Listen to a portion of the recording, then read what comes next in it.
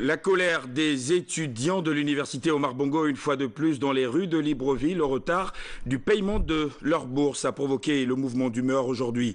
Le gouvernement et les partenaires sociaux viennent de trouver une porte de sortie progressive suite aux négociations qui les réunissent depuis quelques semaines. Voilà pour les titres. Madame, Messieurs, bonsoir. Merci à vous de nous rejoindre sur Gabon Télévision et bienvenue à cette édition d'information, la principale de la soirée. 5 conventions paraphées ce matin entre le gouvernement gabonais et la communauté scientifique internationale, notamment les universités de Stanford aux États-Unis, Lyon 2, Poitiers et l'Institut Pasteur de Paris. En France, la cérémonie était présidée ce matin par le Premier ministre, chef du gouvernement Raymond Dongsima. Le compte rendu, Ludwig Cavou, Pierre Claver est là. L'État gabonais a entrepris depuis quelques années de nombreuses réformes dans certains domaines clés, notamment la santé et la recherche scientifique, toutes choses qui visent à assurer aux populations le bien-être social. Le partenariat avec ces institutions de renommée mondiale devra permettre au Gabon de se rapprocher des niveaux de performance compatibles avec ses ambitions de développement et de contribuer aux avancées en matière de recherche et de progrès scientifique, en matière de santé et de développement humain dans le monde. La qualité des partenaires dans cette coopération naissante exige de la part des acteurs locaux impliqués une disponibilité sans faille et davantage de professionnalisme en vue d'atteindre les objectifs escomptés.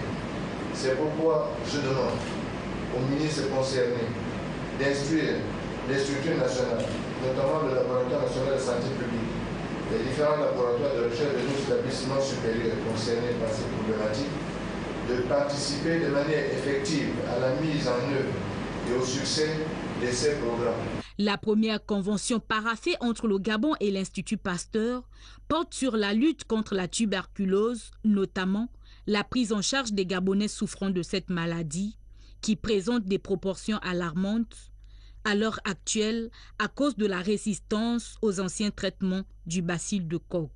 La Convention 2, Gabon Institut Pasteur, permet aux chercheurs de doter le Gabon d'un mécanisme de diagnostic performant pour prévenir la maladie.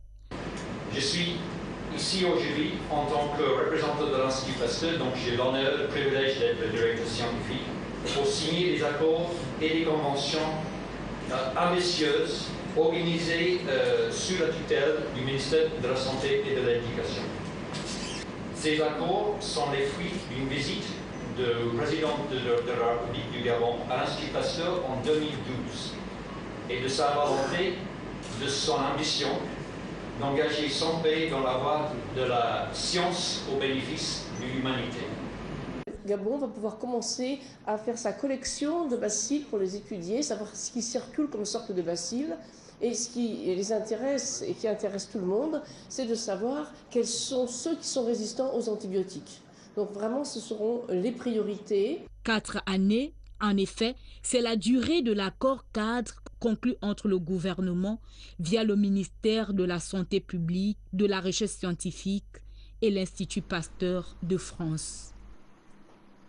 À travers ces 5 conventions, il sera désormais possible au Gabon de réaliser des analyses et études pour comprendre l'évolution des gènes des populations gabonaises.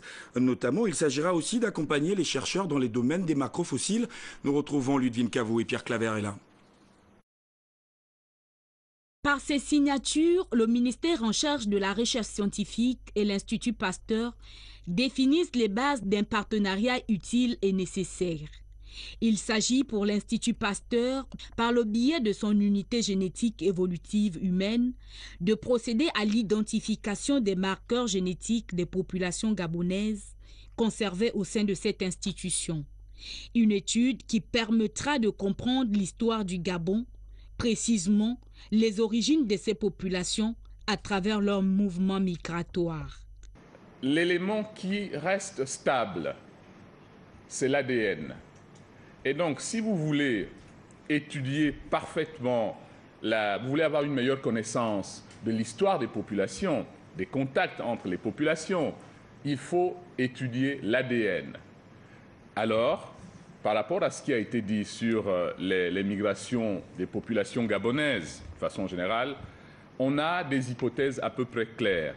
On sait que les uns sont venus du nord, les autres du sud, mais de façon générale, en dehors de cette idée, on n'a pas de précision. Par ailleurs, conscient du bouleversement scientifique universel survenu à la suite de la découverte effectuée dans le bassin de Franceville par le professeur Albani, l'État gabonais vient de s'engager par cette convention d'accompagner les futurs chercheurs.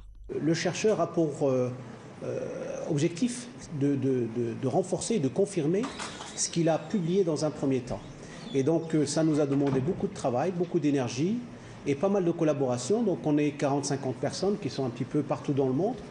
Et il est important que le Gabon puisse disposer d'une base de données à la fois scientifique, réelle, mais aussi une base de données numérique virtuelle. Parce que quand on va obtenir, par exemple, les images ou les photos de ces fossiles que vous connaissez bien et qui sont datés de 2,1 milliards d'années, le seul moyen de les conserver, c'est de les immortaliser avec une technique qui est maintenant assez connue, c'est la microtomographie, c'est l'équivalent d'un scanner médical. Ces rencontres, il faut le dire, procèdent de la volonté des plus hautes autorités de voir évoluer dans notre pays une recherche médicale de haut niveau et performante qui s'adapte aux évolutions techniques et technologiques auxquelles le président de la République s'attelle par tous les moyens à mettre à la disposition de la communauté nationale, sous-régionale et même internationale.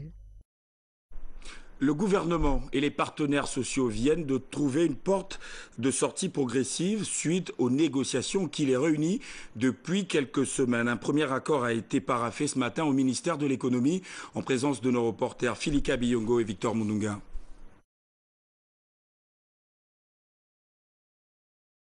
Les négociations entre le gouvernement et les centrales syndicales trouvent au fur et à mesure une porte de sortie. La première séance de signature des procès-verbaux relatifs aux revendications a eu lieu ce lundi entre le ministre de l'économie, de l'emploi et du développement durable et les centrales syndicales. Les négociations ont porté respectivement pour la coalition sur 22 points de revendication éclatés en 30 points de discussion qui ont abouti à 27 points d'accord, 4 points en étude, 4 points de désaccord, 1 point retiré d'accord parti. De la RESGA, sur les 19 points de revendication éclatés en points de discussion, les partis ont convenu de 75 points d'accord consensuels, 10 points en étude. On note des avancées dans ces discussions entamées depuis novembre 2012. D'information avec les négociations entre le gouvernement et l'Organisation nationale des employés du pétrole, des négociations qui semblent ne pas avancer au cours d'un compte rendu à leur base. L'ONEP brandit à nouveau la menace d'une grève illimitée. Bélin Bekita. Éclaté en point de discussion. Les partis ont convenu de 75 points d'accord consensuels, 10 points en étude. On note des avancées dans ces discussions entamées depuis novembre 2012. Il n'en demeure pas moins que les responsables des principaux syndicats attendent davantage de la part du gouvernement. Ce n'est qu'une étape, vous l'avez bien dit, et nous attendons maintenant l'applicabilité de ces mesures, à travers notamment le comité de suivi, d'une part, mais également ce point d'achoppement qui nous divise entre guillemets, celui du point d'indice et du SMIC. Les points essentiels qui, effectivement, nous préoccupaient n'ont pas été effectivement traités comme on le souhaitait. Nous prenons l'acte de ce qui a été fait comme travail, que nous ne négligeons pas. Étant des mandants, nous allons effectivement, naturellement, remettre ou lire fidèlement les premières conclusions auxquelles nous sommes parvenus. Je voudrais effectivement demander simplement que le gouvernement puisse, effectivement, durant tout ce temps, continuer à réfléchir, à mieux réfléchir pour que les ponts de Gabonais puissent trouver véritablement des solutions idoines. Les discussions sur la revalorisation du SMIC et du point d'indice se poursuivront en mars 2014. Mais pour l'heure, il est question de mettre un accent sur le règlement préalable des 4 points que sont la régularisation des situations administratives des agents de l'État, le paiement intégral des rappels, le programme de départ volontaire et de retraite anticipée, ainsi que la remise à plat du système de rémunération. Je vous le disais, il y a quelques instants, les négociations entre le gouvernement et l'Organisation nationale des employés du pétrole, ONEP, semblent ne pas avancer.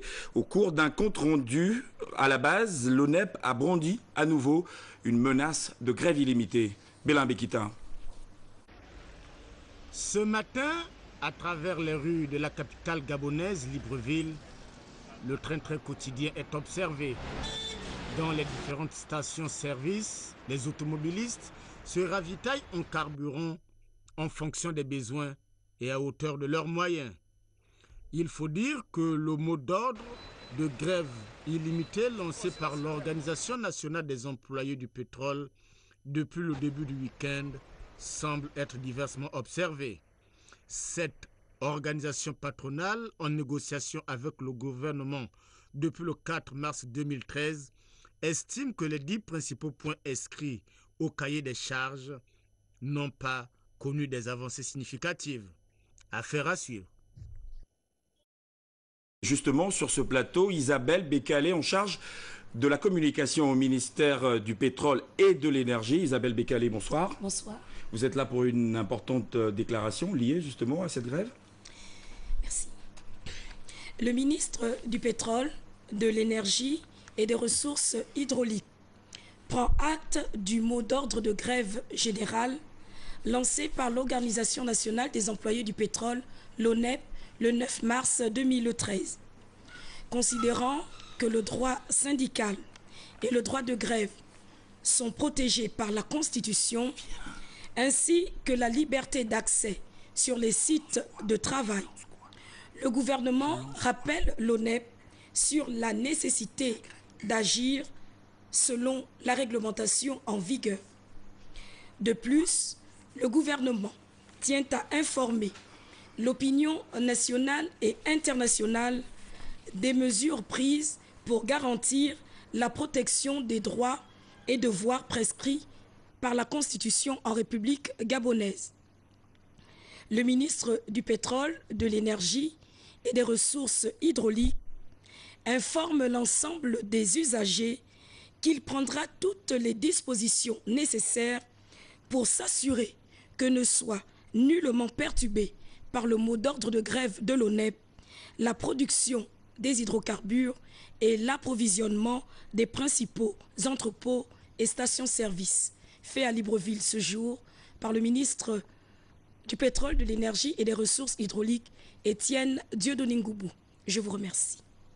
C'est nous qui vous remercions d'être passés sur ce plateau. Nous recevions, mesdames et messieurs, Isabelle Bécalé, en charge de la communication au ministère du Pétrole et de l'Énergie. La suite de cette édition d'information, après l'incendie du 16 octobre dernier au marché de Montboué, la municipalité de Libreville met tout en œuvre pour doter les commerçants d'un espace moderne et commercial, surtout sécurisé.